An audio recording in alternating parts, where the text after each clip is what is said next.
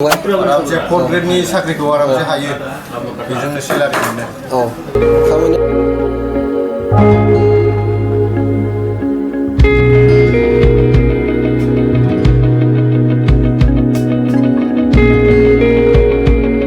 गोजोन्थों रायजोफोर आरो आंनि फलोवार नोंथांमोन। दिनैहाय आङो नैबे मोनसे जायगायाव फैदों। मानो होननानै बुङोबा नैबे गोबाव समनिफ्रायनो जोंनिनो बर' लाइमोन बिथाङा खामानि मावगासिनो दं आरोखि। बेवहाय गावनिनो दखान बियो गोबाव समनिफ्रायनो खुलिनानै खामानि मावबोगासिनो दङ गेरेज। दा बेहाय आं हाबनानै सोंनानै लागोन बेसेबां खामायो दिनावहाय। आरो नोंथांमोनाबो जुदि भिडिअखौ मोजां मोनोबा बा बिनि खामानि मावनायखौ मोजां मोनोबा नोंथांमोनाबो बेबायदिनो मावनो सेस्था खालामदो। मानो होननानै बुङोबा आजिखालि ओरैनो थानानै लाब गैया। लाइफआव माबा मोनसे खालामनो बा माबा मोनसे लाइफआव आवगायलांनो थाखाय माबा मोनसे मावनानै एंगेज जानानै थानांगौ। बिनि थाखायनो नोंथांमोननि सिगाङाव आं बे भिडिअखौ लानानै फैबाय। दिनै आं नोंथांनाव फंसे खोथा मिथिनानै लानो लुबैदों आरोखि। नोंथाङा जे खामानिखौ मावनानै गोबाव जाबाय बिनि इनकामफ्रा माबायदि आरो नोङो दा मावनानै एक्सपिरियेन्स माबायदि मोनदों? दाथ' एक्सपिरियेन्सखौ फुललि जों हानाय जाहैबाय।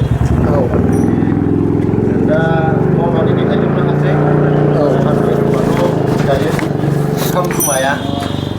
ओमफ्राय दा बर्थमान इनकामा सोलियो। दा दैज्लां नङा नालाय मेसेङाव बिदिनो 15,000सो फैयो। 15,000 ने? मान्थलि। ओमफ्राय आउट इनकाम दंना गैया? आउट इनकामा बाहेरायाव लिंहरबा मोनो। थारमाने एक्सट्रा चार्ज लाना फैनाय जायो नालाय आउट इनकामा। जेखिजाया बे दखानखौ होनानै न'खर आराम सालायनो हायो नङा होमबा? हायो आरामसे।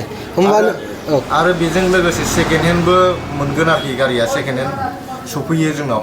आच्छा। सेकेन्ड हेन्डबो फानो आरो जों दा। औ ओमफ्राय नों फंबाया माने खावलायहरनो लुबैगोन नामा बा खावलायगोन नामा दा जोंनि बे बड'लेण्डआव बिराद बेखार लाइमोनफोर ओरैनो दङ, खामाय गैया दामाय गैया ओरैनो थायो, बेफोरखौ नों बायदि खामानि मावजानो लुबैयो नामा? नों खावलायगोन नामा? आं बेखौ बुंहरनो लुगैयो आरो बेनो जे बयहाबोथ' साख्रि मोनबाय थाखाया। फरायनायाथ' बयहाबो दङ। आजिखालिथ' बयबो पिअ पास, बिए पास, एमए पास जानानै दङ। एक्सुवेलि गासिबोथ' साख्रि मोनखाया नालाय। गथिखे बिदिनो हार्डवेर सोलोंनानै नों लायोबा बुहुद आखाइनि खामानि बिद्दा नालाय बे बुस्थुआ बुहुद थाखा फैयो आरोखि। हार्डवेर होनबाथाय नों फोजोबनो हाया। खामानि इनकामा आलदा। नों जेरावखि थाङा हार्डवेरजों मावनानै जानो हायो आरोखि। बिनि इनकामा 3 ग्रेड 4 ग्रेड बायदि नङा होमबा फंबाय? आरामसे 4 ग्रेडनि साख्रिखौ आरामसे हायो बेजोंनो सेलारि मोनो। औ खामानियाथ' बिराद मोजां मावनो। खामानिया बिराद मोजां। औ खामानि मावनायजों लोगोसेनो लाइफआ जालांफायो नङा होमबा? लाइफ स्टाइला थिगैनो जालाङो। खिन्थु लाइफखौ ओमफ्राय चेन्ज खालामबोनांगौ आरोखि। मोनसेल' मावबाय थानाङा। बेजों लोगोसे दस्रा इनकामबो लाफादेरनांगौ जायो आरोखि। होमबानो डेभेलप जालाङो आस्थियैनो।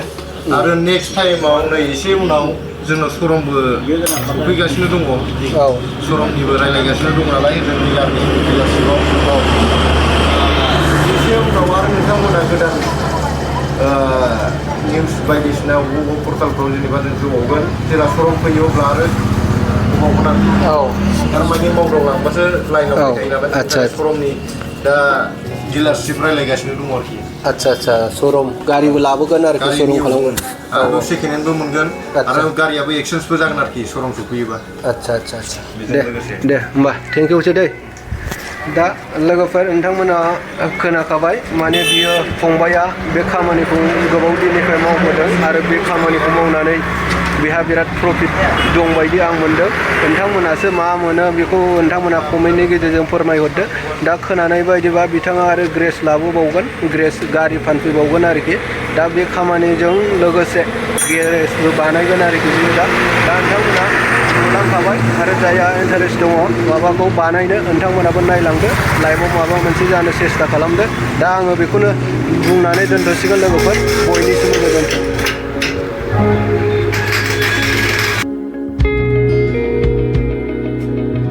माबाफोर गोनांथि जायोबा कन्टेक्ट खालामहरनो हागोन रायजोफोर। आं कन्टेक्ट नाम्बारखौ स्क्रिनाव होनानै होबाय।